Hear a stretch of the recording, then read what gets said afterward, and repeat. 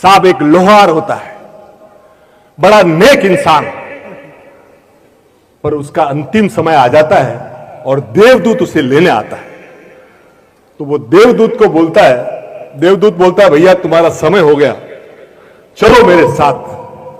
तो वो बोलता है कि यार मुझे चलने में कोई ऐतराज नहीं है, पर पूरे 40 किलोमीटर के एरिया में मेरे अलावा कोई लोहार, और ये फसलों का टाइम है, हमारे किसान भाइयों को औजार ये सब ठीक करने पड़ेंगे और मेरे अलावा कोई इधर। तो भगवान को पूछ के आ, मेरे को 1-2 साल का टाइम। भगवान के पास देवदूत जाता है कि वो बंदा टाइम मांग रहा है। भगवान ने बोला जो किसी और का हेल्प करे, को किसी और की सेवा करे, उसको तो टाइम।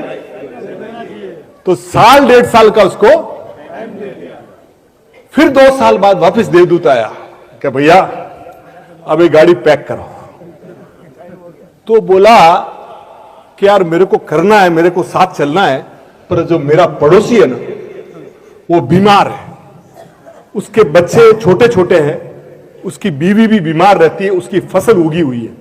अगर इस समय मैं उसकी हेल्प करूंगा और फसलें निकाल लूंगा तो वो बेचारा, तू पूछ के आ जा। भगवान के पास गया तो भगवान ने कहा दुनिया में ऐसे लोग कम हैं जो दूसरे की पीड़ा, उसको 2 साल। और ऐसे करते करते उसने 30 से 40 साल निकाल दिए लोगों की सेवा। जब बूढ़ा हो गया तो उसने क्या किया, भगवान को फोन किया कि भगवान मुझे ले जाओ, अपना अभी शरीर कोई काम का।